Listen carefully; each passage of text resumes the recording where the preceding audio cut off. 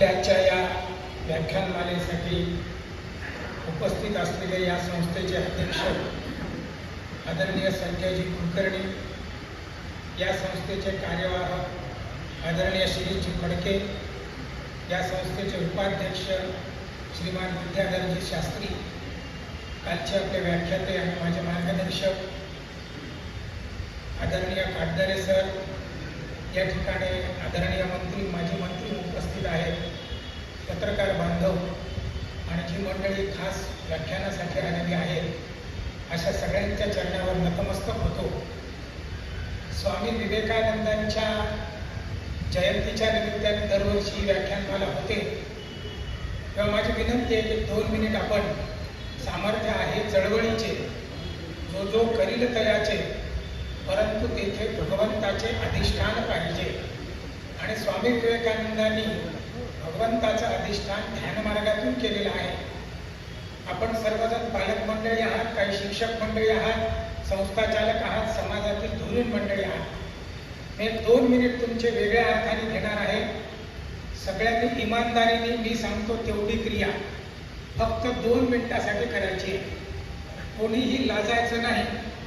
जाऊ द्या दुसरा करेल, आपल्याला काय इकडे तिकडे डोळे नाही. मी सांगतो तेवढी क्रिया. आता अवधान ऐकले दिसे, मग सर्व सुखाशी पात्र होईचे. हे प्रतिज्ञोत्तर माझे म्हणजे माझे विवेकानंदांचे, ज्ञानेश्वर माऊलींचे. लोक म्हणले का आम्ही व्याख्यान ऐकतो, कार्यक्रम करतो, आम्हाला काय मिळते? त्यांनी सांगितलं मग सर्व सुखाशी पात्र होईचे. सुख मिळते काय? मग करतो आम्ही. पण त्यांनी सांगितलं सुखाशी पात्र होईचे. सगळ्यांनी ताट बसायचं. माझी विनंती सगळ्यांसाठी, किंवा कोणाला जायचं असेल बाहेर आत्ताच चालले जा. त्याचं कारण आहे की आपण थोडंसं जर आता अवधान करू, इथे राहा, घरी गेल्यावर सर्व सुख प्राप्त होणार आहे. सगळ्यांनी ताट बसा, अजून ताट बसा. सगळ्यांसाठी सूचना आहे, कोणीच वेगळा नाही. आता हळूच कमळाच्या पाकळ्या जशा बंद होतात तशा आपले डोळे बंद करा.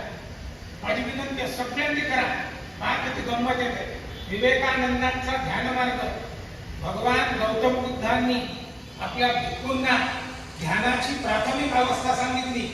स्वामी विवेकानंदांनी ध्यानाची प्राथमिक अवस्था सांगितली. ती फक्त 2 मिनिट घेणार आहे. डोळे बंद आहेत सगळ्यांचे. खूप छान. आता असं समजा तुम्ही लहान लेकर, मी पण लहान लेकर, आणि आपण लहान लेकरासारखं करायचं. Very good. ज्यांचे डोळे उघडे असतील त्यांनी समजायचं फाऊल झाला, आपलं अवधान नाहीये, मग सर्व सुख कशी मिळणार? डोळे बंद आहेत. Very good. आता तुम्हाला ध्यानाची प्राथमिक अवस्था सांगतो. आता तोंडामध्ये जीभ आधार करा, गाल फुगवायचे नाही, काही नाही. खूप छान. आता आपली जीभ हळू समोर न्यायची दातापर्यंत, पण दाताला लागायला नको. लागली की फाऊल. अवधानपूर्वक ध्यानाची प्राथमिक अवस्था. क्या बात आहे. Very good. आता जीभ अशी मागे आणा. आता वरती टाळूला लावा म्हणजे लावायची नाही, टाळूपर्यंत घ्यायची, पण लागायला नको. लागली की फाऊल. क्या बात आहे. आता मी वेळ घेतलाय तुमचा. जीभ तोंडामध्ये आधार फिरवा, कुठेच लागायला नको. गाल वगैरे फुगवायचे नाही, तोंड उघडायचं नाही. आता अवधान ऐकले दिसे, मग सर्व सुखाशी पात्र होईचे. हे प्रतिज्ञोत्तर माझे, उघड ऐका. क्या बात आहे. याला म्हणतात ध्यानाची प्राथमिक अवस्था. सगळ्यांनी डोळे आता हळूहळू उघडा. आणि असे जसे चुपचाप बसलो, मौन धारण करत, मी तुमचे फक्त 50 मिनिट घेणार आहे. थोडासे 5-10 मिनिट इकडे तिकडे, तेवढे वेळपर्यंत ते झालं बोलणं सुरू. बोलायचं नाही आपसात. तीच तर परीक्षा आपली. आता अवधान ऐकले दिसे आणि तोंड बंद ठेवायचं. सर्वांगाचे काम करायचे. कारण विषय थोडा जड आहे. मला तो विषय दिला, पण सोपा करून सांगण्याचा मी प्रयत्न करणार आहे. सहजे ब्रह्मरसाचे पारणे, अर्जुना लागी केले नारायणे, तेची अवसरे पावने पातलो आम्ही. मला जेव्हा याचा फोन आला विवेकजींचा की असा असा कार्यक्रम, एवढी मोठी परंपरा आहे. आणि त्या ठिकाणी मी पाहिली यादी, नानाजी देशमुख असतील, रघुनाथजी माशेलकर असतील, असे वेगवेगळे मंडळी या संस्थेमध्ये आले आणि या संस्थेचा आणि सत्कार स्वीकारला. अशा मोठ्या परंपरेच्या मंचावर माझ्यासारख्या ज्ञानी दरिद्री माणसाने या ठिकाणी यावं. मी माऊलींना म्हटलं की का कसं काय, आता एवढी मोठी संस्था आहे, मला तिथे बोलावलं. सहजे ब्रह्मरसाचे पारण आहे. काल विवेकजी सारखे माणसं बोलले, त्यांना आम्ही गुरु मानतो आणि त्यांच्या ठिकाणी मी बोलायचं. पण हे ब्रह्मरसाचं पारण त्यांनी तुमच्यासाठी केलेलं आहे. परंतु तेची अवसरे पावने पातलो आम्ही, आम्हाला पाहुणं म्हणून बोलावलं, तर पाहुणं म्हणूनच तुम्ही माझ्याकडे पहा आणि त्या पद्धतीने पाहुण्यासारखं त्या व्याख्यानामध्ये वागावं, अशी माझी अपेक्षा आहे. या ठिकाणी मला सांगितलं की भाई उबाले जे आहेत, अण्णाचे धांगे आहेत, त्यांनी सांगितलं की नाही तुला जावं लागते. जैसा स्वभाव माया बापाचा, अपत्य बोले जरी बोबडी वाचा, परी अधिकची तयाचा संतोष आठी. त्यांचं खूप प्रेम माझ्यावर म्हणून त्यांनी यांना सांगितलं का यांना बोलवा. खरं म्हणजे माझी या बोबडी या बोला, परंतु त्यांना वाटते आपला लेकरू बरोबर बोलते. माया बापाला लेकरू बोबडं जरी बोललं तरी लोकांना दाखवावं, चल आई म्हण, नाक दाखव, कान दाखव. समोरच्याला ऐकायची इच्छा नसते म्हणून दाखव कविता, चल हे पहा. आता आपण ते जबरदस्ती करतो आपल्या मुलासाठी. त्यांनी हेच केलं माझ्यासाठी, आता तुम्हाला सहन करावं लागणार आहे. मी नाक दाखवीन, कान दाखवीन, कविता म्हणेन, पण तुम्हाला ऐकणं भाग आहे. ज्ञानेश्वर माऊलींनी आणखी एक दृष्टांत दिला. मी खरोखर विचार केला की डोंबिवली सारख्या ठिकाणी माझ्यासारख्या सामान्य माणसाने जायचं. माऊलीला मी नमस्कार केला आणि अशी ज्ञानेश्वरी उघडली आणि त्याच्यामध्ये इतका सुंदर दृष्टांत आला. बालक बापाची या ताटी लिहिली आणि बापा तेची जेवू लागेल, तिथे संतोष होणे अवघे मुखाची ओढवी. मला आनंद झाला, अरे जमलं आहे. एखादा वडील जेवण करत असतात, त्याचं लहानसं लेकरू त्यांच्या ताटामध्ये जेवत असते आणि त्याचे वडील स्वतः जेवतात, त्या मुलालाही घास भरवतात. माऊलीने शब्द वापरला, बालक बापाची या दाटी लिहिली. आता त्या मुलाला थोड्या वेळाने असं वाटते आपणही बापाला भरवावं, पण असा भाग असा असा करतो आणि बापाच्या असं तोंडाकडे घेतो. माऊलीने शब्द वापरला, बालक बापाची या ताटी लिहिली, बापा त्याची जेवू लागेल. ते त्यांना भरवायचा प्रयत्न करते. तर त्या ठिकाणी बापाला राग नाही येत, मी तुझा बाप आहे, आम्ही एवढे व्याख्याने ठेवलेले आहे आणि तू कुठला बोलायला तर सरक बाजूला, तू काय मला भरवणार आहे. तसं नाही होत. तर बाप काय करतो की ते संतोष होऊन यावं, त्याला अतिशय आनंद होतो, पण त्या पोराचा हात काही पोचत नाही. मग बाप काय करतो, त्याचा हात असा धरतो आणि आपलं तोंड असं खाली घेतो आणि त्याचा घास स्वतःच्या तोंडामध्ये भरवून घेतो. मला कल्पना आहे माझा हात तुमच्या मुखापर्यंत पोहोचणार नाही. तुमची जबाबदारी अशी आहे की ते संतोष होऊन अवघे, आनंदी तुम्ही व्हायचं की आपलं लेकरू बोलायला लागलं आणि माझा हात पोहोचत नाही, तर तुमचं तोंड माझ्या हातापर्यंत आणायचं, माझा हात तुम्ही धरायचा आणि असा घास भरवून घ्यायचा. एवढी जबाबदारी तुम्ही करावी अशी तुमच्या चरणावर नम्र प्रार्थना करतो. आणि आजच्या विषयाकडे जरा वळतो. काय झालं, आता आपल्या सगळ्यांना एक विषय नेहमी ऐकूया, नरेटिव्ह नरेटिव्ह नरेटिव्ह. नरेटिव्ह काय आहे, खोटं आहे पण ते रेटून सांगायचं, सत्य प्रस्थापित करून सांगायचं, हे सत्य आहे, हे सत्य आहे. मग आता कधीतरी ते असत्य त्याचं स्वरूप आपल्याला उघडं करावं लागेल की नाही, त्या असत्याला वेशीवर टांगावं लागेल की नाही. आणि ते असत्याला वेशीवर टांगणे, त्या नरेटिव्हला अगदी दिगंबर अवस्थेत टाकणे, याला विमर्श म्हटलेलं आहे. माऊलीने दृष्टांत दिला सुंदर, कळस ढिमाची पोकळ, जळो कधीला ते झळाळ, काय करावे चित्री व फळ, परी आतुषे.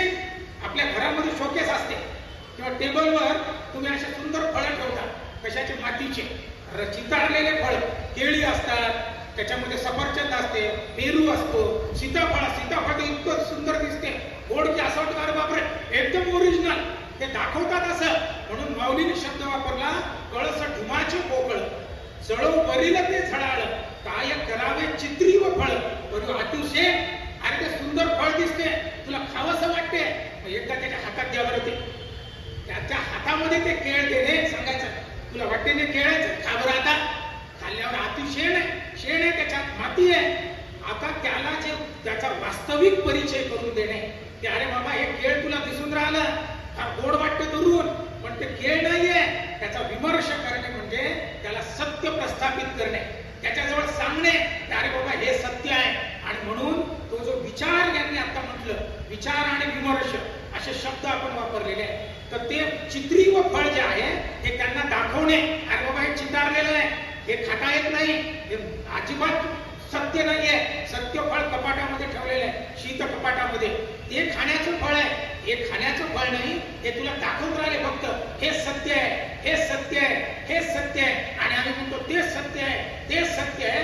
कोणीतरी त्याच्यावर, आणि ज्याला म्हणतात when you are in difficulty go to the fundamental, तुम्हाला मुळाशी जावं लागणार आहे. जैसे मूळ सिंचने सहजे, मुळाशी जर तुम्ही प्रक्रिया केली तर शाखा पल्लवती. आणि म्हणून आपण त्या ठिकाणी गेलं पाहिजे मुळाशी.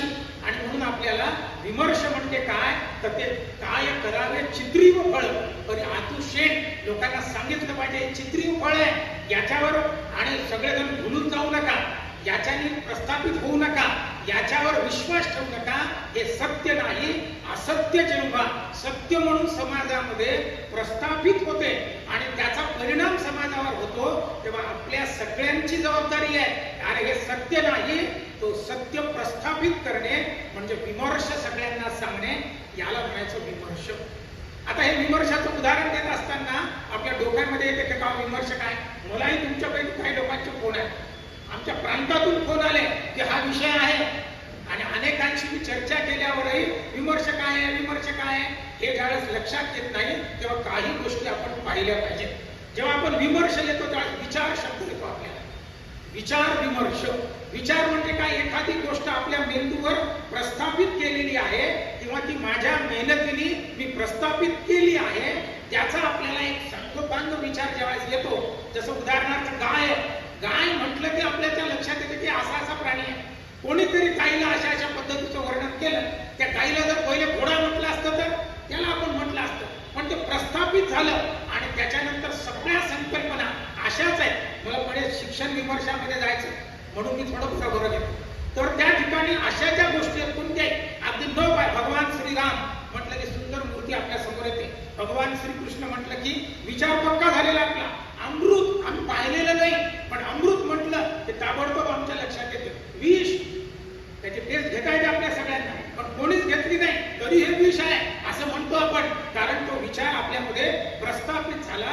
हा व्यक्तिगत विचार, त्याला व्यष्टी विचार म्हणून. हा व्यष्टी विचार जेव्हा समष्टी रूपामध्ये, म्हणजे एकापेक्षा अधिक माणसं एकत्रित येतात, त्याच्यावर विचार विनिमय करतात, त्याचा सत्यान्वेष करतात, त्याचा छडा लावतात, त्याचा पक्ष आणि विपक्ष या दोघांचाही विचार करतात आणि त्याच्यातून सत्य त्या ठिकाणी बाहेर काढतात, याला विमर्श म्हटलेलं आहे. एकटा माणूस विचार करतो आणि जेव्हा अनेक माणसं एकत्रित येतात, एकापेक्षा अधिक, त्या सगळ्यांनी विचार केल्यानंतर समाजाच्या भल्यासाठी, समाजाच्या चांगल्यासाठी सत्य प्रस्थापित करणे, सत्य लोकांना सांगणे, सत्यान्वेष करणे, त्याच्या मुळापर्यंत जाणे, त्याचा सांगोपांग विचार करणे, याला विमर्श असा शब्द वापरलेला आहे.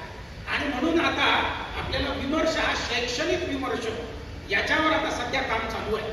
आता हे काम करायची का आवश्यकता पडली, तर हे जे सत्य आहे या तथ्याला आपल्याला समाजापर्यंत न्यायचं आहे. असे 3 प्रकारचे विमर्श आहेत. एक आहे शाश्वत विमर्श, तो झाकाळून ठेवलेला आहे, परंतु तो सत्य आहे पण आपल्याला माहित नाही आणि त्याच्यावर आपण बसलेलो, आणि सत्य ते खाली झाकाळून ठेवलेलं आहे. दुसरा आहे तात्कालिक विमर्श, तो चटकन करावा लागणार, त्याच्यावर प्रत्युत्तर नाही दिलं तर लोकसभेत काय झालं आपण सगळ्यांनी पाहिलं, संविधान बदलणार, संविधान बदलणार. आपण झोपलो घरात, गेले 400 पार कशाचे, लंगोटी काढून दिली त्यांनी संविधान बदलणार याच्यावर. का तुम्ही बसले झोपले, विमर्श त्या ठिकाणी प्रस्थापित केला नाही म्हणून ते सगळं होऊन राहिलेलं आहे. आणि आता म्हटलं voting machine, EVM machine hack केल्या, किती बोंबले, समाज मान्यता करत नाही. विमर्श तयार आहे आपला, आपण लोकांपर्यंत पोहोचलेले आहोत. समाजामध्ये असं सत्य प्रस्थापित करणे याची जबाबदारी आपल्या सगळ्यांची आहे. झोपून चालणार नाही ना, तरी निदैवाच्या परिवरी लोह्या रुतलिया सहस्त्रवरी ते बैसोनी उपवास करी दरिद्रिये जेवी. माऊलीने शब्द वापरला, काय सांगितलं, अरे सोन्याचे हांडे खाली आहे आणि कोणीतरी त्याला झाकाळून टाकलं, बुजवून टाकलं. तुझ्या घरी आहेत ते हांडे, खाली बुजवून टाकलेले आहे. तुला माहित आहे फक्त काय करावं लागणार आहे, कुदळ फावडं घ्यायचं, ते खोदायचं आणि त्याच्यातून ते सोनं बाहेर काढायचं. माऊलीने शब्द वापरला ना तरी निदैवाच्या परिमरी लोह्या मृतलिया सहस्त्रवरी. पण आपण कशा विमर्श, ठीक आहे दाबून टाका, तेथ पैसोनी उपवासू करी, त्याच्यावरच पोतो टाकायचं आणि द्यावं ते कोणीतरी, द्यावं कोणीतरी, द्या रे मेकॅलो, द्या रे अमेरिका, द्या रे हे, असं करत त्याच फक्त सत्य मानायचं. अरे सोन्याचे हांडे तुझ्या खाली आहेत, परंतु ते न उकरणे याला त्यांचा नरेटिव्ह आहे. आणि ते जर आपण उकरला तर तो आपला विमर्श आहे. कारण सोन्याचे हांडे आहेत आपल्याजवळ, जगण्याचं सामर्थ्य त्याच्यातून येणार आहे. परंतु माझी निष्क्रियता, मी बसलो त्या ठिकाणी, त्या पोत्यावर बसून भीक मागतो, परंतु थोडंच खोदलं तर त्या ठिकाणी सोने मिळणार आहे. पाहे पा दूध पवित्र आणि पासी त्वचेची या पदराड परिते अवघेरून गोचिड अपवित्र काय न सेविती. गाईच्या स्तनाजवळ गोचिड आहे आणि त्याच्यामध्ये फक्त एक पातळ पापुद्रा आहे. इकडे जर त्याने डंख मारला तर दूध आहे आणि त्या ठिकाणी पवित्र दूध आहे. माऊली म्हणतात पाहे पा दूध पवित्र आणि गोड पासी त्वचेची या पदराड. एकच पदर असा आहे, परी ते अवघेरून गोचिड अपवित्र काय न सेविती. तुमच्या माझ्या सगळ्यांमध्ये शिक्षणात आपण असंच केलं, अरे पलीकडे दूध आहे, परंतु आम्ही गोचिडासारखे रक्त मांस रुधिर तेच मेकॅनिकली सांगितलेलं घेत गेलो आणि त्याच्यावरच आमचं जीवन पुष्ट करत गेलो. प्रश्न त्या ठिकाणी उत्पन्न झाले. आणि म्हणून शैक्षणिक विमर्शामध्ये आपली भारतीय शिक्षण परंपरा ही अत्यंत अतिउच्च प्रकारची आहे, त्यागाची आहे. अयम निज परोवेती गणना लघुचेतसा उदार चरिता नाम तू वसुधैव कुटुंबकम. हे विश्वची माझे घर ऐसी मती जयाची स्थिर किंबहुना चराचर आपणच जाहला. हे सांगणारी आमची संस्कृती. आणि असंच सगळीकडे होतं, परंतु कोणीतरी आलं त्याने ते आमचा सगळा विमर्श, आमचं जे सत्य आहे, जे शाश्वत आहे, ते सगळं झाकाळून टाकलं आणि त्याला सांगितलं या गाईच्या तिथला रक्त मांस रुधिर ओढ, त्यानं तुझा फायदा आहे, त्याने तू टंप होणार आहे, चल ओढते. अरे बस तुझं पोतं टाकत भीक माग, त्याचं तर तुझं जीवन आहे, सोन्याचे हांडे घेऊ नको. आणि म्हणून विमर्श काय आहे तर आपल्या भारतीय संस्कृतीमध्ये जे सत्य आहे, जे शाश्वत सत्य आहे, ज्याच्यातून मनुष्य घडणार आहे, त्या सगळ्या गोष्टी शिक्षणात आल्या पाहिजे. आणि त्याच्यासाठी घरातले कुटुंब तर पालक असतील तर पालकांनी, शिक्षकांनी, संस्थाचालकांनी, पत्रकारांनी आणि सगळ्या अभ्यासकांनी याच्यावर विचार करण्याची गरज आहे. आणि म्हणून मुद्दाम शैक्षणिक विमर्श हा विषय आपण या ठिकाणी घेतलेला आहे की कोणते विमर्श आम्हाला प्रस्थापित करायचे आहे, शिक्षणामध्ये काय काय नरेटिव्ह आलेले आहे. आणि त्या नरेटिव्हची जागा आपल्याला खोटं नाही, नरेटिव्ह हा खोटा आहे, परंतु विमर्श हा सत्य आहे आणि तो सत्यच आपल्याला त्या ठिकाणी मांडायचा आहे. आणि म्हणून आपल्या सगळ्यांना जी सवय लागलेली आहे ते पूय पंक्तीचे किडे काय किळसे घेतील. शेणातला किडा, त्याला शेणात राहायची सवय आहे, त्याला जर आत्तरात तुम्ही असं उचला त्याला आणि आत्तरात टाका तर तो त्या ठिकाणी जगू शकत नाही, त्याला शेणात राहण्याची सवय आहे. 1835 पासून आपल्या सगळ्यांना शिक्षणामध्ये असं शेणात टाकण्याची प्रक्रिया सुरू झाली. आणि आता जर तुम्ही एकदम त्याला म्हटलं आत्तरात टाकतो तर ते मरतील. आणि म्हणून विमर्श काय करतो, हळूहळू हळूहळू आपल्यामध्ये भारतीयत्व, भारतात शिक्षण आहे परंतु शिक्षणात भारत आहे का तर तो नाही. आणि म्हणून घरात भारत आहे, हे भारतात आपलं घर आहे, पण आपल्या घरात भारत आहे का. शैक्षणिक विमर्श सांगतो काय बाबा आमची उदात्त परंपरा आहे, आमची या देशाला नाही जगाला तारणारी परंपरा आहे. आम्ही आत्मनो मोक्षार्थम जगत हितायच अशी आमची कल्पना आहे. आमच्या शिक्षणातून तसे विवेकी पुरुष निर्माण व्हायचे, पण कधीतरी याच्यावर असा नरेटिव्ह सेट केला गेला आणि आपल्याला तेच म्हणजे शिक्षण वाटते. भारतीय शिक्षण परंपरा ही त्या ठिकाणी दबल्या गेली. आणि म्हणून आपण आज मुद्दाम विषय घेतला शैक्षणिक विमर्श. आता विमर्शामध्ये काय आपल्या स्वामी विवेकानंदांची उदाहरण घेणारे मुद्दा काही, नंतर मग विमर्शामध्ये आपण हे करणार. पहिला विमर्श प्रस्थापित केला स्वामी विवेकानंदांनी. त्यांच्या लक्षात आलं अरे माझी शिक्षण पद्धती इतकी उदात्त होती या ठिकाणी आणि हे काय होऊन राहिलं या देशामध्ये. मग त्यांनी पहिला नरेटिव्ह टाकलाय, नरेटिव्हला उत्तर दिलं त्यांनी आणि तो विमर्श प्रस्थापित केला की शिक्षण म्हणजे काय, education is man making and character building procedure. माझ्या शिक्षणातून चारित्र्य संपन्न मनुष्य निर्माण झाला पाहिजे. आता चारित्र्याची व्याख्या देखील विवेकानंदांनी केली. Character is what you are in dark. अंधारामध्ये तुम्ही कसे वागता याला चारित्र्य म्हटलेलं आहे. उजेडात तर कोणीच आहे, तुम्ही सुंदर ड्रेस घातलेला आहे, कुंकू लावलेला आहे, हातामध्ये माळा आहे, अरे बापरे याच्यासारखा तर साधू कोणीच नाही. अंधारात 100ची नोट जर पडली, आपले तुम्ही आम्ही सगळेजण काय करतो, रस्त्यावर जर 500ची नोट दिसली आणि जर आपण पाहिलं इकडे तिकडे, कोणी पाहत का, कोणी पाहत असेल का तुमची आहे का, तुमची आहे का, आणि कोणी पाहत नसेल तर चटकन खिशात टाकायचं, किक मारून जितक्या जोरात जाता येईल तितक्या जोरात जाता येईल. हे चारित्र्य नाही. तुम्ही अंधारात कसे वागता त्याला चारित्र्य म्हटलेलं आहे. आणि म्हणून विवेकानंदांनी म्हटलं शिक्षण ही मॅन मेकिंग प्रोसिजर आहे. तुम्ही म्हणसाल आम्ही माणसं नाही पाहू. मी एकदा तुमच्या तिकडे मानोरा नावाचं गाव आहे, तिथे अखंड भारत दिनाच्या निमित्ताने चालू पावसाळ्याचे दिवस आहे, 14 ऑगस्ट. एसटी मध्ये बसलो. आजकाल सोयी झाल्या, नाही तर पहिले अजिबात सोयी नव्हत्या. कार्यकर्त्याला एसटीने जावं लागायचं आणि ते तिकीट बिलकुल धारोधार, रिक्षा करायची नाही, पायी जायचं, हे सगळं. असा मी एसटी मध्ये बसलो. आमची एसटी सुरू झाली. एसटी सुरू झाली तेव्हा रिमझिम रिमझिम पाऊस चालू होता. आम्ही निघालो. निघाल्यानंतर बाहेर इतका धोधो धोधो पाऊस सुरू झाला की ज्याचं नाव ते समोर एक धानोरा नावाचं गाव आहे आणि त्या ठिकाणी त्या ठिकाणचा नाला फुगला. पाणी म्हणसाल तर इतकं, अर्धा तास झाला, पाऊण तास झाला आमची एसटी तिथेच अडकली. पण शेवटी आता त्यांनी म्हटलं की असं ही गाडी काय पुढे जात नाही, आपण वाशिमकडे पलटलं पाहिजे. आम्ही सगळ्यांनी चर्चा केली, बाबा आता काही फायदा नाही, पाऊस तर जोरदार आहे, थांबण्याचं काही कारण नाही, चला. त्यांनी आपली गाडी पलटवली आणि आम्ही वाशिमकडे निघालो. आमच्या तर मध्ये एक कळंबा नावाचं गाव आहे आणि तिथला नाला चांगला फुगला आणि आमची एसटी तिथेच अडकली. पाणी म्हणसाल तर धोधो धोधो. महाराष्ट्रातल्या एसट्या असे आम्ही बसलो तर माझ्या डोक्यावर टपक टपक पाणी गळायला. मग मी असा सरकलो, थोडा असा सरकलो तर इथे पाणी गळायला, इकडे सरकलो तर इथे पाणी, मागे सरकलो तर पोटावर पाणी, पुढे सरकलो तर पाठीवर पाणी. इतकं सगळं, सगळ्यांचे डोके दुखायला लागले. काही लोकांचे सर्वजण जीव चोरून असे बसलेले आणि असे बसलेले असताना त्या एसटी मध्ये एक बाई होती, तिच्याजवळ एक लहानसं लेकरू होतं आणि ते क्या क्या करून ओरडायला आणि ते ओरडत होतं तर लोक तिच्या अंगावर ओरडायचे, बाई त्याला शांत करा, आमचं डोकं दुखायला, बाई त्याला शांत करा, आमचं डोकं दुखायला लागलं. आता ती बाई माझ्या ओळखीची होती. मी गेलो म्हणलं ताई जरा शांत करा त्याला. ते म्हणले सर त्याला तहान लागलेली, तुमच्याजवळ पाणी आहे का. आता मी माझं पाणी बॅग वगैरे, माझ्याजवळ खरंच पाणी नव्हतं. मग मी पुढच्याला विचारलं का तुमच्याजवळ पाणी आहे का. त्यांनी पाहिलं, विचारलं त्याच्याजवळ पाणी नव्हतं. त्याने आणखी पुढे विचारलं पाणी आहे का, पाणी आहे का, पाणी आहे का, आणि उत्तर यायला लागले पाणी नाही, पाणी नाही, पाणी नाही.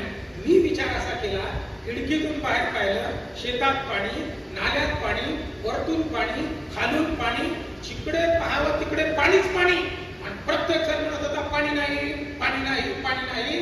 कारण त्या मुलीला पिण्यायोग्य प्रोसेस केलेलं फिल्टर पाणी नसल्यामुळे प्रत्येक जण म्हणत होता पाणी नाही, पाणी नाही, पाणी नाही.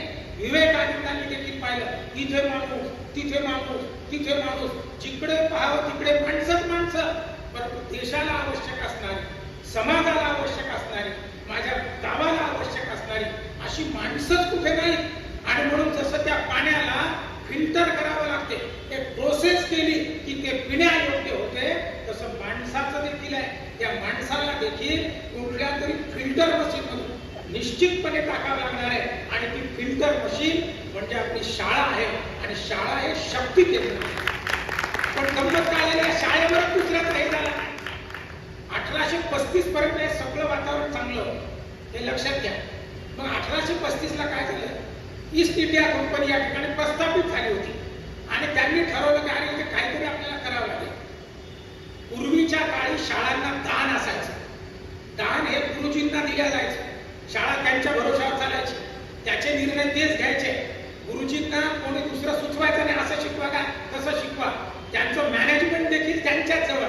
म्हणून त्याला दान सुरू झालं. पण इंग्रजांनी अनुदान सुरू केलं. आता अनुदानाला काही नियम आहेत. सरकार जो कोणी तुम्हाला अनुदान देईल त्याच्या नियमाने तुम्हाला चालावं लागेल. तो म्हणेल ते पिरियड घ्यावं लागतील, लक्षात केलं की अरे man making procedure, character building procedure, चारित्र्य संपन्न मनुष्य का निर्माण होत नाही, काय झालं? तर त्यांच्या लक्षात आलं 1835 मध्ये ईस्ट इंडिया कंपनीने असं ठरवलं किंवा आपल्याला त्याच्या सगळ्या शाळांमध्ये, सगळ्या गावामध्ये गुरुकुल असायचे, त्यांना काहीतरी मदत केली पाहिजे. यांना जर अनुदान दिलं तर त्यांची अनुकंपा आपल्यावर मिळेल. मग आता काय करावं? तर त्यांचा सीए होता, वकील, त्याचं नाव होतं मेकॅलो. मेकॅलो हा शिक्षण तज्ञ नाही, हे लक्षात घ्या.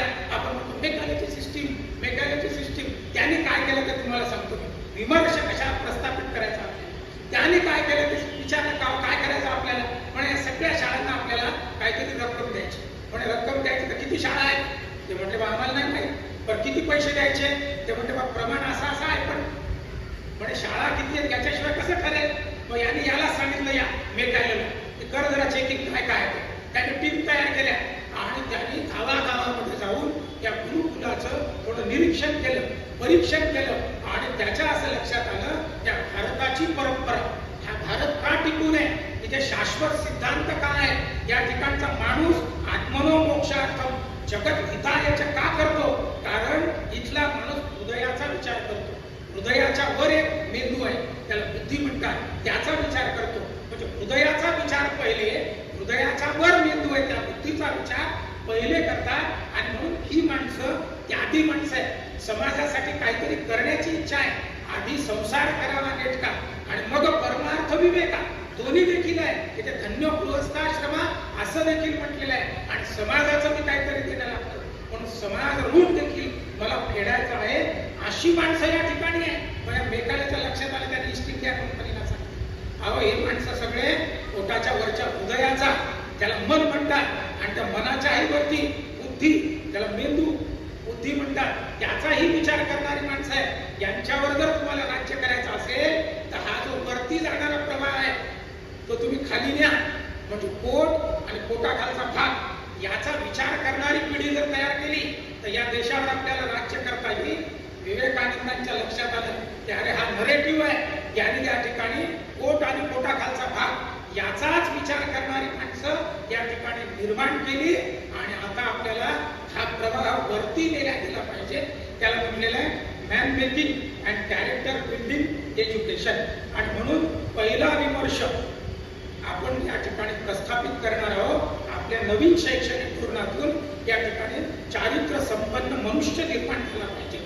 भारतामध्ये याचीच वाढवा आहे. प्रत्येक जण स्वार्थ आणि त्याच्यामध्येच आहे. आणि त्याच्यामुळे या देशाचं जे चित्र बदललेलं आहे, जगाचं नेतृत्व करणारा हा देश, परंतु त्या ठिकाणी पोट आणि पोटाखालचा भाग त्या मेकाल्याने आणल्याबरोबर सगळं चित्र बदललं. आता सगळी शिक्षण मंडळी तयार झालेली आहे, शिक्षण तज्ञ, आणि त्याने विमर्श प्रस्थापित करणार आहे. शिक्षणातून मनुष्य निर्माणाचं काम झालं पाहिजे. माझी सगळ्या शिक्षकांना विनंती आहे, इथून पुढे ज्या वेळी नवीन शैक्षणिक धोरण येईल त्यातली जी नैतिक आणि आध्यात्मिक मूल्य आहे याचा देखील वापर आपल्या सगळ्यांना करून इथला माणूस चारित्र्य संपन्न झाला पाहिजे. आणखी एक आपली किती सुंदर परंपरा होती. त्या मेकाल्याच्या लक्षात आलं कारण हे का करून राहिले असे, यांचं ध्येय काय आहे शिक्षणाचं. आपल्या सगळ्यांना माहिती आहे, विष्णू पुराणामधला एक श्लोक आहे, तत्कर्म यन्न बंधायो सा विद्याया विमुक्तये आयासाया परम कर्म विद्यांना शिल्प नैपुणम. किती सुंदर आहे विष्णू पुराणामधला आहे. त्यांनी सांगितलं काय बाबा, कर्म तेच जे तुम्हाला बंधनातून मुक्त करते. आणि आपण सर्वजण आत्ता जे कर्म करतो ते बंधनात आहोत, त्या स्वार्थामध्ये आहोत, आपलं सामर्थ्य विसरलेलं आहोत. जैसा भ्रमरू भेदू पुढे भल तैसे काष्ट कोरडे परी कलिके माझी सापडे कोवळीये तीर्थ उत्तीर्ण होईल प्राणे परी कमल तलू भेदू नेणे. ज्ञानेश्वर माऊलींनी दृष्टांत दिला त्या भुंग्याचा. तो भुंग्याचं सामर्थ्य काय आहे, कडक काष्ट कोरडे, असं कोरड काष्ट असं पोखरण्याचं सामर्थ्य आहे. पण त्या मेकाल्याने काय केलं, आपल्या सगळ्यांना मोहामध्ये पोट आणि पोटाखालचा भाग याच्यामध्ये तुमचं सामर्थ्य त्याने विसरवलं. आणि मग कलिके माझी सापडे कोवळी, त्या कोवळ्या कमलदलामध्ये तो भुंगा ज्यावेळेस सापडतो ते कमलदल बंद होते, तो तडफडतो, मरतो कुदमरून, जीव देतो त्या संसारामध्ये, त्या स्वार्थामध्ये, त्या मोहामध्ये. अशा मोहग्रस्त अवस्थेमध्ये आयुष्यभर तो जगतो आणि त्याच्यात जीव देतो. सामर्थ्य काय आहे? लाकूड पोखरण्याचं. भारतीय शिक्षण याच्यामध्ये शास्त्रामध्ये कोणतं सामर्थ्य आहे? त्याच्या मनुष्य निर्माणाचं सामर्थ्य आहे, चारित्र्य संपन्न मनुष्य निर्माणाचं सामर्थ्य आहे. पण त्याने असं अडकवलं आपल्याला की त्या ठिकाणी स्वसामर्थ्य विसरलेलं आहे. शुकाचे अंग भारे नलिका गोविंद नलिये तेने उडावे परिमंत्रे मन शब्दा. माऊलीने फार सुंदर दृष्टांत आपल्या विमर्शासाठी दिलेले आहे. एक पोपट असतो, त्याला पकडायचे कसं? एक नळी घ्यायची अशी, ती एका तारामध्ये लावायची अशी, ती नळी अशी गोल गोल फिरते, ती झाडाला लटकून घ्यायची. तो पोपट येतो आणि त्या नळिकेवर बसला. शुकाचे अंग भारे माऊलीने सांगितलं. तो बसल्याबरोबर ती नळी फिरते, अशी फिरल्या तो पोपट असा उलटा लटकतो. आता तेने उडावे पण न पुरे मन शंका. त्याला काय करायचं? फक्त त्याला सोडायचं. सोडल्यानंतर बुद्ध्याचं सामर्थ्य आहे, पण त्या पोपटाला इतकं मोहग्रस्त केलं, अरे पडशील तिकडे, पडशील तू, मरशील तू. तो पोपट तसा पक्का करतो, असं पक्क धरून बसतो त्याला आणि शेवटी अडकतो. सा विद्याया विमुक्त हे. विद्या तीच जी माणसाला मुक्त करते, असं अडकवते, ती विद्या नाही. आणि म्हणून विष्णू पुराणकारांनी त्या ठिकाणी सांगितलं, आया साया परम कर्म. तुम्ही जर बंधमुक्त कर्म करत नसाल तर याच्यातच अडकू नये. मीच या ठिकाणी थांबणार, मलाच हे पाहिजे, मीच असा असला पाहिजे, मलाच आमदारकी मिळाली पाहिजे, मलाच हे मिळालं पाहिजे, मलाच काहीतरी अध्यक्षपद, ह्या ज्या भूमिका आपल्यामध्ये असतात ते अडकून बसणे. परंतु त्यांनी सांगितलं की नाही, ते काही फक्त बंधमुक्त कर्म नाही, तुम्ही काहीतरी त्या ठिकाणी कर्म करून राहिलेले अडकलेलं कर्म आहे. आणि विद्या जर मुक्त करत नसेल तर ती विद्या म्हणजे आपल्या सगळ्यांची फक्त नैपुण्य तुम्ही निर्माण केलेलं आहे. इंजिनियर खूप झाले, पण त्याला त्याच्यातून भ्रष्टाचार करावा वाटत असेल, ते नैपुण्य आहे. आणखी तुम्हाला काहीतरी तंत्रज्ञान आलेलं आहे, पण भ्रष्टाचार करावा वाटत असेल तर विष्णू पुराण सांगते हे तुमचं नैपुण्य आहे. तुम्हाला विद्या मुक्त करणारी नाही. म्हणून आपल्या सगळ्यांचं जीवनाचं ध्येय काय असावं? मला मोक्ष मिळावा. पण कोणाची तरी डोक्यात आहे का? आत्ता स्वतः इथे आपण सगळेजण बसलेले आहोत आणि भगवान विष्णू विमान घेऊन आले इथे. अरे वा वा वा, तुम्ही फार सगळेजण चांगले आहे, तुम्हाला आत्ताच मोक्ष देतो, चला बसा विमानात, चलो ऊपर. कोणाकोणाची तयारी आहे? एकाचीही नाही आपल्या. माझ्या सगळं पराठ बाबा मला जाऊ द्या वाशिमला, लेकरा बाळा. कोणी म्हणे नाही ना, माझं हे राहिलेलं आहे, माझं ते राहिलेलं आहे. विष्णू भगवंता, तुम्ही भगवान असाल, तुमचं विमान तुम्हाला नकला वर घेऊन जा, मला नको. कारण मेकॅनिकची पद्धत आहे ना, आपल्याला मोक्ष ही कल्पना माहित नाही. आणि म्हणून विद्या तीच. आणि मोक्ष केव्हा मिळतो? जेव्हा तुम्ही त्या ठिकाणी विद्या कदापि विनयम. श्लोक सगळ्यांना माहिती आहे, विष्णू पुराणातलाच आहे. विनयात याती पात्रता, पात्रत्वात धनमाप्नोति, धनात धर्मम ततः सुखम. लोक म्हणतात काय तुमची विद्या, काहीच मिळत नाही. अरे सांगितलं विष्णू पुराणाने, संसार देखील करायला सांगितलेला आहे. कशी विद्या आहे? सा विद्याया विमुक्तये, म्हणजे मुक्त करी विद्या आहे. परंतु ती नुसती मुक्त करी आहे का? आपलं शिक्षण कसं असावं? नवीन शैक्षणिक धोरणाने सगळं आहे, लक्षात घ्या. त्याने काय सांगितलं? विद्या कदापि विनयम. पण विनया याती पात्रता, ॲबिलिटी आवश्यक आहे. शिक्षणातून तुमच्यात पात्रता निर्माण झाली पाहिजे. हे कोणी सांगितलं? विष्णू पुराणाने सांगितलं. विनया याती पात्रता. बरं, पात्र झालं, आता पुढं काय? पुढं काय आहे का आमच्या पोटा पाण्याचा? त्याने सांगितलं पात्रत्वात धनमाप्नोति. अरे बाबा, पात्र झाला की तुला धन मिळणार आहे. आणि पण धनात धर्मम ततः सुखम. धन कसं आलं पाहिजे? इष्ट मार्गाने आलं पाहिजे. श्री सूक्तामध्ये आहे, लक्ष्मी अनपगामिनी. वाममार्गाने आलेली लक्ष्मी घराला वाममार्गानेच नेते. आणि अंती काय होते ते आपल्या सगळ्यांना माहिती आहे. आणि म्हणून त्यांनी सांगितलं, बाबा तू मुक्त करी विद्या कर, मुक्त करी बरोबर युक्त करी कर, युक्त करी बरोबर अर्थ करी कर, आणि अर्थ करी बरोबर धर्म करी कर. हे आपलं भारतीय शिक्षण तत्वज्ञान सांगते. त्यांचं ते नाही सांगत पोट आणि पोटाखालचा भाग, तेच आपण शिकत आलो. पण यांनी सांगितलं की नाही, आपल्याला धर्मातच करायचं आहे. आणि म्हणून 4 पुरुषार्थ सांगितलेले. माझ्या हाताकडे पहा, म्हणजे लक्षात येईल. धर्म, अर्थ, काम आणि मोक्ष. आता या मेघालयाच्या लक्षात आलं की अरे ही कडी तोडली पाहिजे.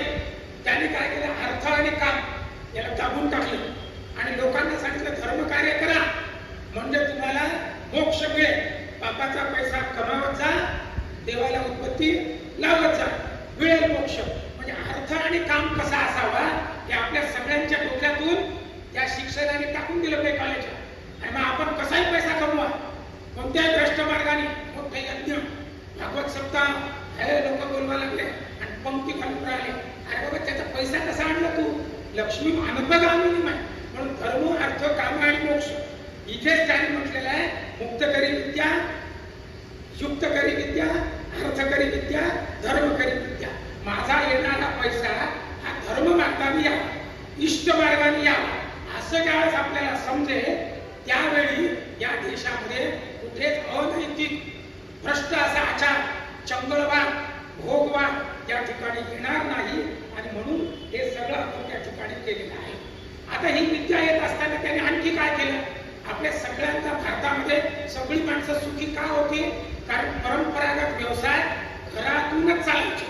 जसं उदाहरणार्थ कुंभाराचा मुलगा आहे, त्याने खूप मोठं व्हावं, ज्ञान मिळवावं, परंतु सध्या नाहीच मिळालं तर त्याचा जो मडके बनवण्याचा व्यवसाय आहे तो त्याला करता येत होता. त्याचं जीवन आनंदी जायचं. एखादा नावी आहे त्याचा मुलगा ते करायचा, एखादा याज्ञिक आहे त्याचा मुलगा ते करायचा. त्या प्रत्येकाला आपापला व्यवसाय होता. यांनी काय केलं, ही कडी तोडून टाकली आणि सांगितलं की नाही नाही, बालमजूर नको, त्या मुलांवर का अत्याचार करतात, त्यांनी शिकलं पाहिजे आणि शिकून मोठं झालं पाहिजे. परंतु हे करत असताना बेरोजगारांची फळी निर्माण झाली. नवीन शैक्षणिक धोरण सांगते, अरे बाबा तुम्हाला मोठं तर व्हायचंच आहे, परंतु काहीतरी एखादं स्किल जे तुझा संसार चालवणार आहे त्याला आधुनिकता आणणं. तू तसं उदाहरणार्थ एक हबीब नावाची नाव्याची मोठी दुकान आहे, त्याला तुम्ही हेअर सलून वगैरे नावं देता, पण ऍक्च्युअली ते नाव्याचीच दुकान आहे. त्याने आधुनिकता त्याच्यामध्ये आणली, ती आधुनिकता कापून टाकली आहे. आणि मग आता आपण बेरोजगार, एखादा आहे पॅरागॉन आहे, बाटा आहे किंवा लखानी आहे, हे कोण आहे? चांभाराची दुकान आहे, ती नेली एसी मध्ये आणि बाजारांना भाजीपाला आणला रस्त्यावर, खायच्या वस्तू रस्त्यावर, बाहेर खायच्या वस्तू एसी मध्ये. त्यांनी त्याच्यामध्ये काहीतरी वेगळं केलं. पण यांनी काय केलं, यांनी त्याच्यामध्ये कटिंग केली. काय सांगितलं की नाही नाही, हे तुमचं भारतीय शिक्षण काय सांगतं, मुक्ती पाहिजे. अरे कशाला मुक्ती पाहिजे? इथलं जगा ऋणम कृत्वा कृतम पिबा.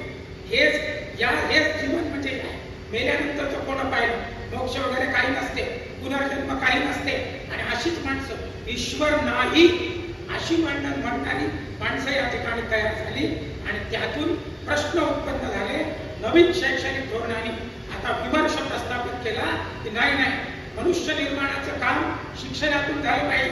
मिळालेलं शिक्षण हे मुक्तकरी, युक्तकरी, अर्थकरी, धर्मकरी हे सगळं म्हणजे मटेरियल प्रॉस्पेरिटी नको का?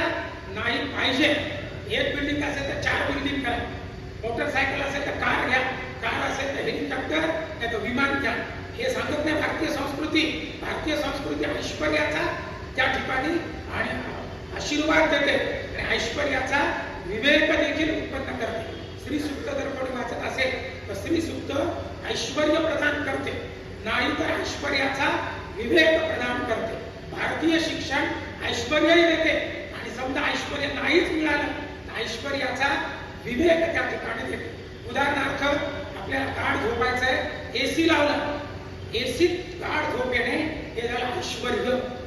पण एसी नसतानाही एसीचा आनंद मिळणे हा झाला ऐश्वर्याचा विवेक. आणि या दोन्ही गोष्टी शिक्षणातून जर मिळत असतील तर हा देश विश्वगुरु बनणार आहे. आणि म्हणून नवीन शैक्षणिक धोरणामध्ये त्यांनी हे सांगितलेलं आहे. यासोबतच आता नैतिक आणि आध्यात्मिक शिक्षण आता मध्यंतरी बंद झालं होतं. गणपतीचा शिकवायचा नाही, पसायदान शिकवायचं नाही, रामरक्षा शिकवायची नाही आणि दुसरंच काहीतरी शिकवायचं. आणि त्याने उद्धट पिढी त्या ठिकाणी निर्माण करायची. त्याने सांगितलं की नाही, तुम्हाला हे सगळं नैतिक शिक्षण घ्यावं लागतं. चांगलं काय, वाईट काय हे देखील समजलं पाहिजे. नमस्कार कोणाला करायचा, कुठे नतमस्तक व्हायचं, मोठ्यांशी कसं बोलायचं, लहानांशी कसं बोलायचं, कशा पद्धतीनं विद्या विनयेन शोभते म्हणतात, हे सगळं नैतिक आणि आध्यात्मिक शिक्षण हे बंद झालेल्या शाळांमध्ये कुटुंबाने आता ते केलं पाहिजे. शाळांनी आग्रह केला पाहिजे नवीन शैक्षणिक धोरणात हे सगळं नैतिक आणि आध्यात्मिक शिक्षण हे निश्चित येणार आहे. परंतु तोपर्यंत जे जे पालक असतील त्यांनी हे शिक्षण घरामध्ये द्यावं लागणार आहे. कारण आपली मुलं उद्धट बनलेली आहे. तुम्ही पहा, तुम्ही जर म्हटलं हे कर रे तर मी करत नाही, 5 मिनिटांनी करतो, हे तर 100% सगळे म्हणतात. काम सांगा तुम्ही तर ते म्हणते थांब 5 मिनिट, म्हणजे ताबडतोब एका झटक्यात आज्ञा पाळेल असं होत नाही. कारण तो त्याच्यावर झालेला संस्कार आहे. आणि म्हणून नैतिक आणि आध्यात्मिक शिक्षण हे आपल्या सगळ्यांची आवश्यकता आहे. तो विमर्श आपल्या सगळ्यांना प्रस्थापित करावा लागणार आहे. आणि ते जर केलं नाही तुम्ही तर आपल्याला मिथ्याभिमान वाटतो. मम्मी आणि डॅडी सर्वत्र घरामध्ये आलेला आहे. मम्मी म्हणजे काय, डॅड म्हणजे काय हे सगळ्यांना माहिती आहे. ते काही विश्लेषण करण्याची गरज नाही. पण ते घरात घुसवलं या मेकाला. इथे मुसलमानांचे राज्य होते, पण आपला पोरगा अम्मी जान अब्बू जान म्हणतो का ते घुसले नाहीत घरात. परंतु यांनी काय केलं, बरोबर ही कडी त्या ठिकाणी तोडली. वाढदिवस आहे, किती सुंदर वाढदिवसाची पद्धती होती, ती आपली पद्धती मोडून टाकली. पाठ ताट आंघोळी करायची, दिवा लावायचा, 5 स्वासिनींनी त्याला ओवाळायचं आणि दीर्घायुत्वाय फुला वर्चसे असा आशीर्वाद त्याला द्यायचा. ते आपण सोडलं आणि आपण इतके कर्म दरिद्री. माऊलींनी म्हटलं ना तरी विदैवाच्या करील. आणि त्यांनी म्हटलं दरिद्रीय जेवी. आपण वैचारिक दारिद्र्यात इतके आहोत की केक आता साधू संतांच्याही वाढदिवसाला केक नेला जातो, दिवे फुकल्या जातात. अरे दिवा विजला, काळी थरथर करते आपलं, दिवा विजला अपशकू नाही. घरात अवदसा आणि अवकळा येणार आहे. परंतु तोच केक घरामध्ये अत्यंत आनंदाने छाती फुगवून अगदी साधू संतांना देखील त्या ठिकाणी केक देतात, ते देखील कापतात. हा इंग्रज डोक्यामध्ये घुसलेला आहे. हा नरेटिव्ह आहे, वाढदिवस असाच साजरा करावा. आपणही 90% इथे बसलेले माझ्या सगळं प्रत्येक जण केक आणतो कापतो. कशासाठी? अरे बाबा सुंदर ताटपाट राहतो, पण ते करत नाही. वेडिंग अॅनिव्हर्सरी ही आपली आहे का? अरे त्यांच्या तिकडे वर्षभर लग्न टिकतच नव्हतं. टिकलं टाळ्यावर, टिकलं वर्षभर. आता बी अॅनिव्हर्सरी 2 वर्ष टिकलं की दुसरी, तिसऱ्या वर्षी पुन्हा ठरवलं. तिचं लग्न दुसऱ्यासोबत, त्याचं लग्न तिसऱ्यासोबत, त्याचे पोरग वेगवेगळे. ही सगळी पद्धती इथे 7 जन्माच्या गाठी आहे. आपण जेव्हा 7 फेरे देतो सप्तपदी, तेव्हा हाच नवरा मला 7 जन्म मिळू दे आणि आताचा जन्म पहिला आणखीन 7 जन्म. 7वा म्हणत नाही. एवढं प्रेम या ठिकाणी आहे. परंतु आपण म्हणतो वेडी घालून की त्यांनी घातलेला नरेटिव्ह कधीतरी बदलला पाहिजे की नाही. विमर्श हा शाळेतून प्रस्थापित आपल्या सगळ्यांना करावा लागणार. व्हॅलेंटाईन डे आपला आहे का? कोणीतरी व्हॅलेंटाईन होता, त्यांनी ते सुरू केलं, त्यांनी ते बांधलं. आपल्या ज्ञानेश्वर माऊली सांगतात भूता परस्परे जडो मैत्र जीवांचे. अरे आमची रोजची मैत्री आहे, फक्त माणसात आहे का? अरे मैत्र जीवांचे, सगळ्या जीवांचं आहे.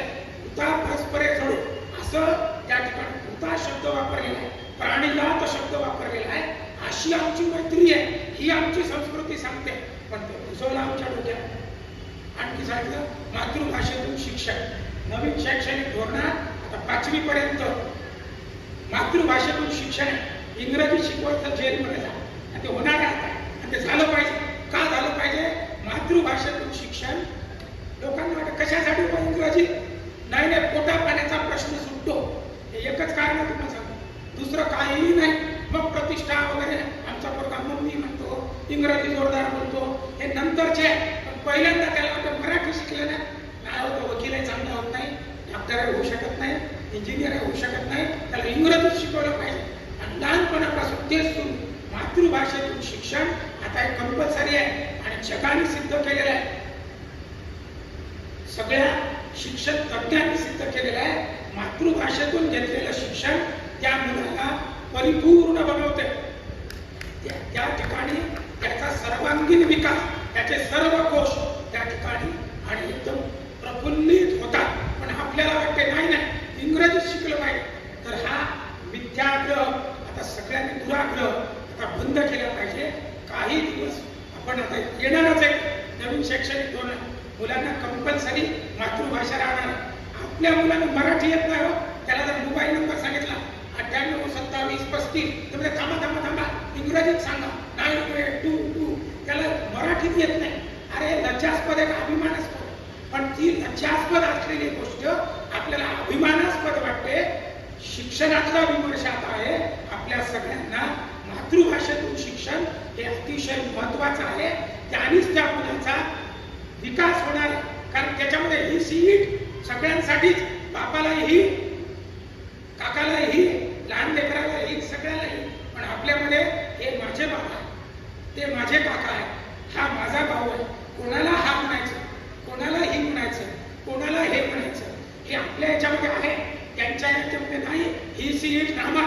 आणि मग ती असभ्य मुलं, lazy Mary will you get up, ती म्हणते नो नो बघा, आय वॉन्ट गेट अप, मी नाही होतात का.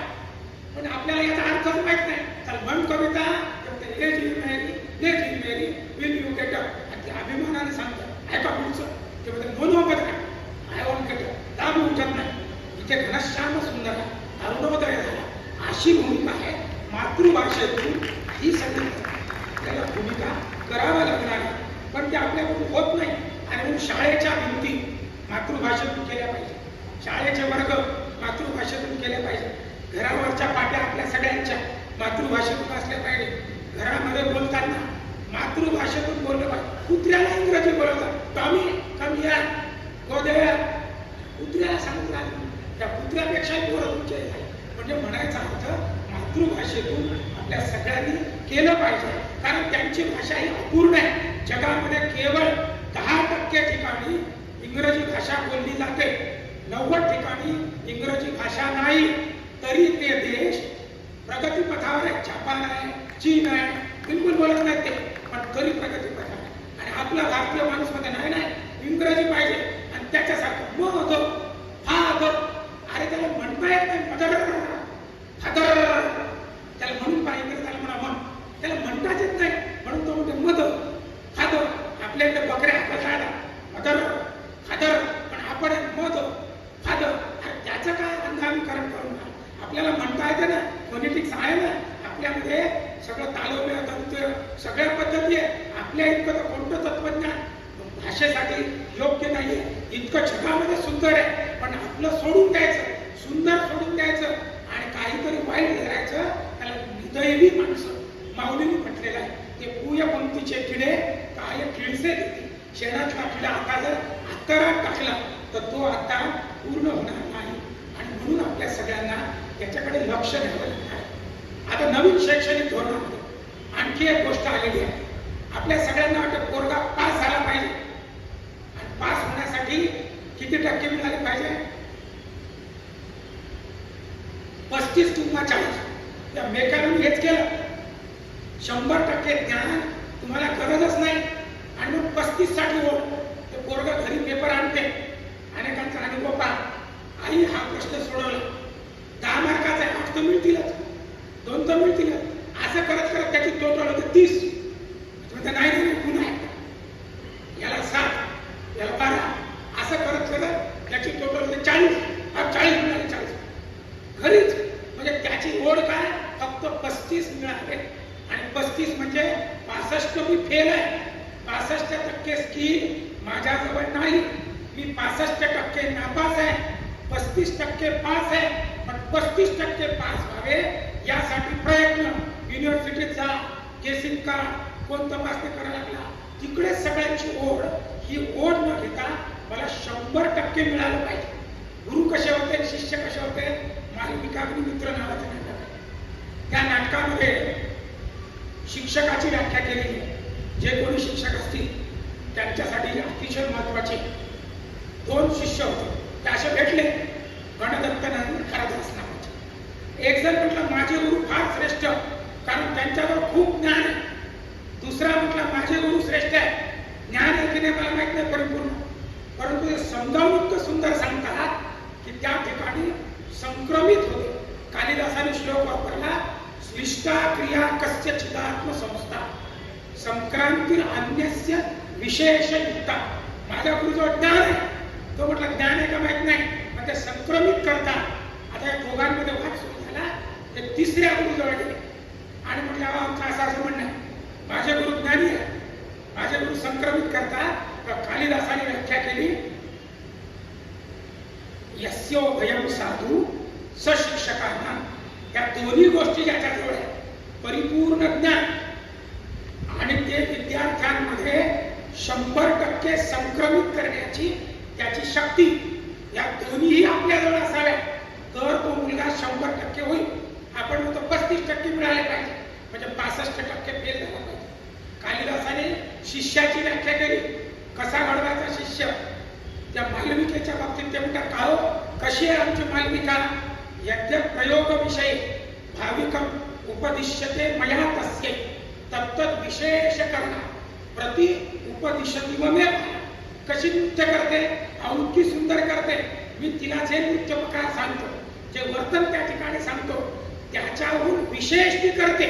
जणू प्रति उपदिशती व मे मला, जणू ती मला उपदेश करून राहिली की काय. इतका त्या विद्यार्थी घडल्या गेला पाहिजे, 100% मिळेल, हेच खरं ज्ञान आहे. आणि आता नवीन शैक्षणिक धोरणामध्ये याच्यावर देखील विचार आहे. आपण सगळ्यांनी आग्रह केला पाहिजे, 35 नाही, 40 नाही, 75 नाही, 100% म्हणजे परिपूर्णता, ती पूर्णत्व त्याच्यामध्ये आलं पाहिजे. हे आपण त्या ठिकाणी लक्षात ठेवलं पाहिजे. आता आणखीन एक नवीन प्रकार येऊन राहिला, जे लहान मुलाचे पालक आहेत त्यांना माझ्या हात जोडून विनंती आहे, ही गोष्ट तुम्ही करा.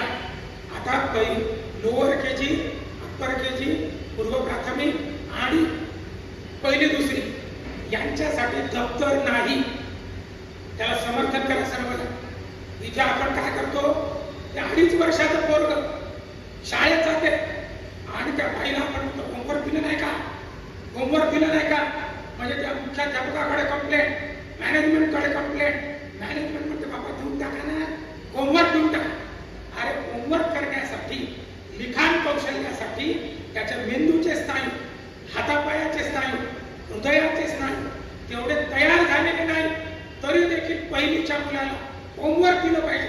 आणि जो शिक्षक होमवर्क देत नाही तो काहीच काम करत नाही, असा आपल्या सगळ्यांचा गैरसमज.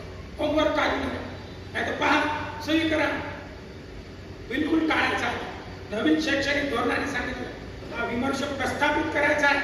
2री पर्यंत त्या मुलाला स्वच्छंदी खेळू द्या, आनंदी खेळू द्या. त्याचं ते वय नाही लिखाण कौशल्य, लिखाण 3री पासून येईल. तुम्ही तर नर्सरीचं पोरग ए बी पाहुणे आले पाय लिहितो, माझ्या दृष्टीने 0 मार्क त्या मार्गाला, बिलकुल नाही. 2री पर्यंत बिना दप्तराचं शाळेत तो जाईल. त्या ठिकाणी खडे गोटे चेंडू असतील, आणखी काय असेल त्याच्यावर तो खेळेल. त्याला फक्त शब्दांचा परिचय होईल, त्याला फक्त अंकांचा परिचय होईल. लिखाण कौशल्य त्याच्यामध्ये येणार नाही. तो फक्त मोजेल, लहान कोणतं, मोठं कोणतं, जास्त ढीक कोणता, छोटा ढीक कोणता, कोण मोठा आहे, कोण छोटा आहे, किंवा कलर कोणते, हा हिरवा आहे का, हा आहे का, तो आहे का. तो घरी काही घेऊन जाणार नाही, त्याच्या मेंदूतच त्या ठिकाणी प्रक्षेपित ते होणार आहे, संक्रमित होणार आहे. आणि मग 3री पासून सुरू राहणार आहे. पण आपला आग्रह नाही, त्याला हे केलंच पाहिजे. 6 वाजता उठवायचं, आपल्या हाताने दात घासून द्यायचे, त्याला घासायचीच गरज नाही. त्या ठिकाणी आंघोळ करायची, शौचालय जा वगैरे काहीच नाही, फडफड तयार करायचं. काहीतरी मॅगी, पिझ्झा, बर्गर 5 मिनिट जे तयार होते ते त्याला खाऊ घालायचं, शाळेत पाठवायचं, डब्बा घेऊन पुन्हा. आणि बाईला सांगायचं डबा पूर्ण झाला पाहिजे, डबा पूर्ण झाला पाहिजे. काय नाही खाऊ घालत तुम्ही, आणि त्याला भूकच नाही. पण तिथं खाऊ घातल्यावर घरी आला, हात पाय धुवून नाही लागले, त्याच्या समोर लागलं काहीतरी खायचं, खाय खाय, आणि त्याला भूक नाही ना, भूक नसेल तर नाही. आणि एक विनंती आणखी, स्वतःच्या हातचं खाऊ घाला. पिझ्झा बर्गर तर अजिबात खाऊ घालू नका. खूपच वाटत असेल तर खारीक आहे, चिक्की आहे, हे सगळं ध्यान काय, राजगुऱ्याचे लाडू, पण ते आपल्या घरामध्ये न्यूनपणाचं लक्षण आहे. हे नाही पिझ्झा बर्गर, ते पण तेच म्हणतात. जेव घालायचं ठेव, त्याची इच्छा नाही जेवायची तरी जबरदस्ती हे घे मोबाईल, मोबाईल पाहत ही खाऊ घालत आहे, ते जेवण नाही. आणि म्हणून आता नवीन शैक्षणिक धोरणामध्ये जे जे त्या ठिकाणी सांगितलेलं आहे, पालकांची देखील ही जबाबदारी आहे. उगाच त्याच्यावर लादू नका, त्याला जवळ घेऊन झोपा. आपण काय करतो, चल झोप रे, खाप खाप खाप खाप, नाही झोपला फटके, त्याचं काहीतरी आहे. तुमच्या कामाची पण पद्धती आहे, नंतर करा, त्याला पहिले झोपवा. त्याला कशाची गरज आहे, तुमच्या कुशीची गरज आहे. तुम्ही कुशीत घेऊन झोपा, त्याला थापता, झोपल्यानंतर मग आता उठा. आता तुमचे भांडे कुंडे काय घासायचे असतील तर घासा, भांडेवाली असेल तर बाहेर काढा, जे काय तुमचं असेल. पण ते न करता मी भांडे घासते रे, तू झोप लागली त्याला फटाफट नाही. प्रेमाची त्याला गरज आहे. जुन्या काळामध्ये कुटुंब हे शिक्षण होतं, पण आता ते राहिलं नाही. काहीतरी प्रयत्न आपल्या सगळ्यांना करावं लागणार आहे. हे पण या ठिकाणी आपल्याला आवर्जून लक्षात घ्यावं लागणार आहे. आणखीन एक महत्वाचा मुद्दा तुमच्या सगळ्यांच्या दृष्टीने मला सांगायचा आहे, आणि ते म्हणजे शिक्षणाचं भगवीकरण. हे सर्वत्र आलेलं आहे. पण आपले लोक म्हणतात बरोबर आहे, रामरक्षा कुठे शिकवायचे असते का? कुठे ग गाढवाचा शिकवा, गणपतीचा कशाला? अशी मोठी पिढी या ठिकाणी तयार झाली. त्याला ओकिझम म्हणतात. तुम्हाला उदाहरण देतो मी. ओकिझमचे काय? तुम्ही निखिल बागडे नाव ऐकलं असेल, आसिम सरवदे नाव ऐकलं असेल, विश्वंभर चौधरी नाव ऐकलं असेल. हे ओकिझम, त्याला एक शब्दापासून तो तयार आहे.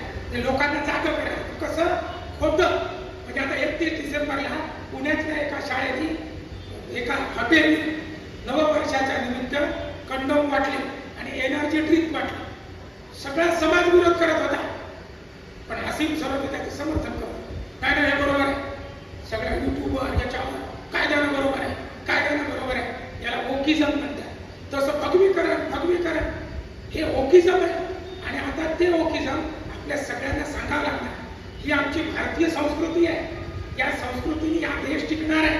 आम्हाला पाश्चिमात्य संस्कृतीने हा देश टिकणार नाही. आत्मनो मोक्षार्थम जगद्हितायच. आमच्या इथे अतिथी देवो भवाय, मातृदेवो भवाय, पितृदेवो भवाय. आपले पोरं तुम्ही अभ्यास करा. कोणता तरी पोरगा तुमच्या पाया पडते का रोज? नाही, माझी मुलं नाही पडत. आणि समजा एका दिवसात आपण सांगितलं, विद्याभारती सगळ्या ठिकाणी सांगते, ते पोरग जर तुमचं समजा उद्या सकाळी उठलं आणि तुम्हाला बाबा पायदा नमस्कार करायचा आहे, तुम्ही काय करता? पूर्वेकडे पाहा, पश्चिमेकडे. अरे आज सूर्य कोणीकडून उगवला म्हणजे मुलगा तुम्हाला नमस्कार करतो. हे पचण्याची गोष्ट नाही आपल्या. पण जुन्या काळामध्ये हेच पाय, त्याला विनम्रपणे त्याच्यावर डोकं ठेवायचं. ते आपल्याला करायचं आहे की नाही? ते करावं लागणार आहे. नाही तर पाश्चिमात्य संस्कृतीमध्ये जसं सगळं भोगवाद आहे, चंगळवाद आहे, हम दो हमारे दो. हे त्यांनी का केलं? हम दो हमारे दो. लोक समर्थन करतात. अरे बाबा, आमचं संतती नियमनाला विरोध नाही, पण हम दो हमारे दो म्हणत असताना त्यांनी नकळतपणे तुमच्या घरातून तुमचे आई बाबा बाजूला केले ना. मग फ्लॅट संस्कृतीमध्ये मायबाप नाहीये, वृद्धाश्रमात जातात का? हम दो हमारे दो. आता त्या मुलावर तो संस्कार होणार आहे. तो यांना म्हणतो, अहो हम दो हमारे दो. माझं लग्न झालं, मी आणि माझी बायको, माझे 2 मुलं. हे घर जरी तुमचं असलं तरी हम दो हमारे दो. तुम्ही नाही, ते संस्कार त्याच्यावर झाले, तो उचलतो तुम्हाला वृद्धाश्रमात घालतो. भारतीय संस्कृती ही नाही. भारतीय शिक्षणातून आता भारतीयत्व निर्माण होणार आहे. ज्याप्रमाणे किराणा दुकानात तुम्ही जा, एखादं किराणा दुकान, आणि किराणा दुकानात त्याला म्हणा आम्हाला 1 किलो किराणा द्या. तुम्हाला किराणा? अरे बाबा, गुळ महाग, शेंगदाणे महाग, साबुदाणा महाग, साखर महाग. किराणा दुकानात किराणा नावाची वस्तू नाही. तसं भारतामध्ये भारतीय नावाचं कोणी नाही. मी या जातीचा, मी त्या जातीचा, मी याचा. हे का झालं? शिक्षणातूनच ते सगळं तयार झालेलं आहे. आता भारतामध्ये मी भारतीय. किराणा दुकानात जसं किराणा नाही, तसा भारतात भारतीय नाही. ही परिस्थिती आता बदलवायची. हा जो शिक्षणाचा प्रवाह पोट आणि पोटाखालच्या भागाचा विचार करणारा झालेला आहे, आता पोटाच्या वर तो गेला पाहिजे. त्याला हृदय म्हणतात, त्याच्या वर तो गेला पाहिजे. त्याला मेंदू म्हणतात, बुद्धी म्हणतात. याचा विचार करणारी आपली ही संस्कृती असावी. आणि हेच आपल्या सगळ्यांना शिकवायचं आहे. आणि म्हणून आपण सर्वजण जाता वेळ भरपूर झालेला आहे. मला थोडा कशाचा जरा प्रश्न उत्पन्न झालेला आहे याच्यात, पण तरी देखील 2-3 गोष्टी मुद्दाम सांगतो आणि या ठिकाणी सांगतो. शाळा हे प्रॉफिट मेकिंग एक लक्षात ठेवा.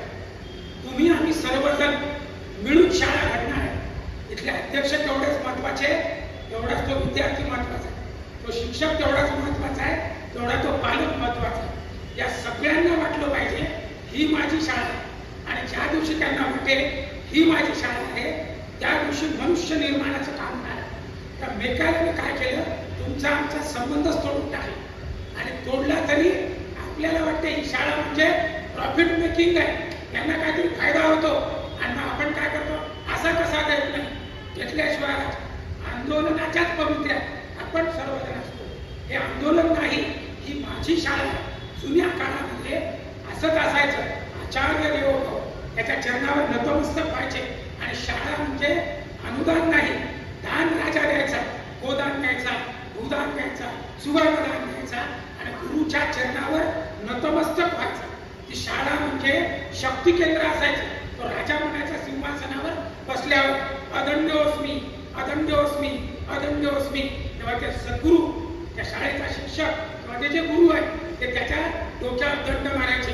धर्मदंडोसी धर्मदंडोसी धर्मदंडेशी. बाबा भ्रष्टाचाराने वागू नको, तू मालक नाही. तू दुराचाराने वागू नको, तू देशाचा मालक नाही. तू भ्रष्टाचार करू नको, तू देशाचा मालक नाही. इथे आणखी काहीतरी आहे, त्याला धर्म म्हणतात. तो अर्थ, ते काम आणि ते मोक्ष, ही कडी आहे. ही कडी भारतीय शिक्षणातून आता इथून पुढे निघणार. अशा अनेक विमर्श आपल्याला आणखीनही सांगता येतील, परंतु वेळेचंही बंधन आहे, माझ्या आवाजाचंही बंधन आहे. आणि म्हणून मोक्ष प्राप्ती 7 अध्यायामुक्त शिक्षणातून माणूस जीवनमुक्त झाला पाहिजे. हीच महत्वाची गोष्ट आहे. एक शेवटची कथा सांगतो आणि या ठिकाणी थांबतो. आपण जगतो, जीवन जगतो, हे कमाई करा, कमाई करा, पोटाचा भाग, पोटाचा भाग, पोटाखालचा भाग म्हणजे अर्थ आणि काम, हे कमावण्यासाठीच करतो. पण कधीतरी मला जायचं आहे ना, मृत्यू आहे, हे सगळं खाली सोडणार आहे. भारतीय शिक्षण त्याला सांगायचं, अरे बाबा हे नाही आहे, तुला आणखी तू कमाई कर, युक्तकरी हो, युक्तकरी हो, अर्थकरी हो, पण धर्मकरी हो. पण ते मृत्यूचं आपल्याला कल्पनाच नाही. आणि म्हणून आपण स्वैराचाराने जगतो. माझा एक मित्र होता, त्याला मुलगा झाला. 2-4 महिन्यांनी ती बाई आली माहेरून आमच्या वाशिमला. आल्यानंतर आम्ही ठरवलं की भेटायला जायचं. मग सगळे आमच्या मित्रांनी म्हटलं चला बसावं आपण. आपापल्या घरून निघाले. निघाल्यानंतर पहिला मित्र गेला घरात. ती बाई अशी बसलेली होती, आजोबा वगैरे या याने आपली 100ची नोट काढली, त्या मुलाच्या हातामध्ये दिली, गालगुच्चा धरला. आले वा वा वा, फार छान मुलगा आहे, डॉक्टर होणार आहे, डॉक्टर. अरे बाप, त्याची आजी बसलेली होती, चहा आणा, पोहे आणा, सुरू झालं त्याला. त्याच्यात दुसरा मित्र गेला. थोड्या वेळाने त्याने 100ची नोट काढली, त्याच्या हातामध्ये दिली, गालगुच्चा धरला. आले वा वा, फार छान मुलगा आहे, इंजिनियर होणार आहे, इंजिनियर. त्याच्या आजोबा बसलेले, वा चहा आणा, पोहे आणा. तिसरा मुलगा मित्र गेला, त्याने 100ची नोट काढली, हातामध्ये दिली. आले वा वा, फार छान मुलगा आहे, वकील होणार, वकील. त्याचे काका बसलेले होते, चहा आणा, पोहे. मला थोडा उशीर झाला, मी धावत पळत गेलो, गाडी उभी केली, गेलो आहे, 100ची नोट काढली, त्याच्या हातामध्ये दिली, गालगुच्चा धरला. आले वा वा वा, फार छान मुलगा आहे, एक दिवस मरणार आहे. सगळेच उभे आहे. काय झालं? डॉक्टर होणार आहे का, इंजिनियर, वकील, सत्य नाही ते. मी काय बोललो, एक दिवस मरणार. सत्य आहे की नाही? नक्की मरणार आहे. पण ते पचवण्याचं सामर्थ्य आपल्या कोणामध्येच नाही. का? कारण एखाद्याने हा जो शिक्षणाचा प्रवाह खाली नेलेला आहे, तो आपल्याला वर नेण्यासाठी. मृत्यू हे शाश्वत सत्य आहे. आणि म्हणून मला जी कमाई करायची आहे ही धर्ममार्गाने आली पाहिजे. केलेली कमाई धर्मासाठी काहीतरी वापरली पाहिजे. आणि माझं देखील ऐश्वर्य प्राप्त झालं पाहिजे किंवा ऐश्वर्याचा विवेक प्राप्त झाला पाहिजे. यासाठी माझं शिक्षण आहे. आणि अंतिमतः मला मृत्यूपदाला जायचं आहे. म्हणून हे सगळं खोटं आहे. आणि हे फक्त मला जोपर्यंत इथे आहे, आत्मनो मोक्षार्थम जगद्हितार्थं, मला मोक्ष प्राप्त झाला पाहिजे. माझ्या हातून जगाचं काहीतरी कल्याण व्हावं, कुटुंबाचं तर व्हावंच, पण ते देखील व्हावं. आणि ते सामर्थ्य परमेश्वराने मला दिलेलं आहे. परंतु मी शुकाचेही अंग आहे. मी असा पकडून ठेवलेलं आहे त्याला. आणि ते का पकडून ठेवलं त्या पोट्याने? कारण बेकालोनी तेच आपल्या डोक्यात घातलेलं आहे. आणि म्हणून आपण सर्वजण अशा पद्धतीचा विचार करताना भारतीय शिक्षणामध्ये हे विमर्श आपल्या सगळ्यांना प्रस्थापित करायचे, हे नरेटिव्ह आपल्या सगळ्यांना काढून टाकायचे. कधीतरी उदार विचार आपल्या सगळ्यांना आलाच पाहिजे, तो आपल्याला येत नाही. काय झालं, फक्त आता एक शेवटचा मुद्दा सांगतो. आमच्या इकडे एक घराणं 25 वर्ष झाले तेच आमच्या.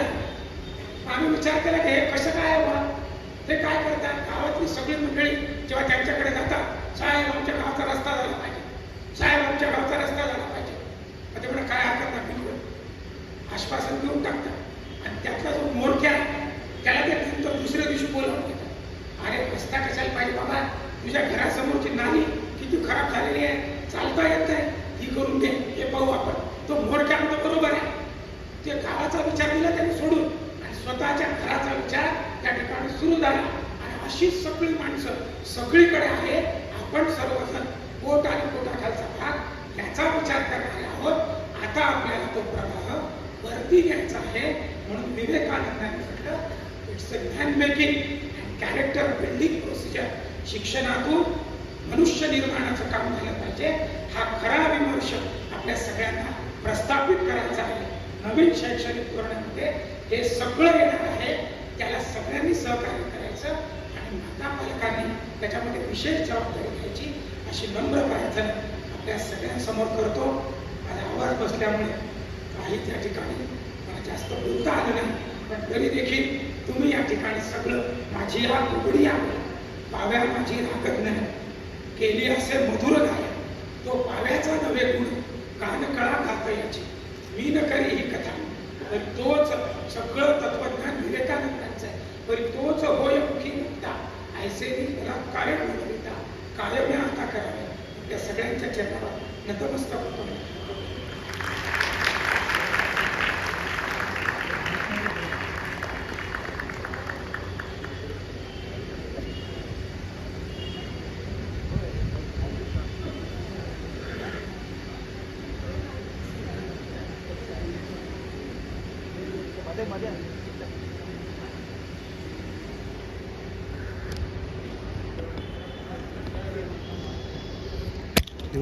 बंद कर.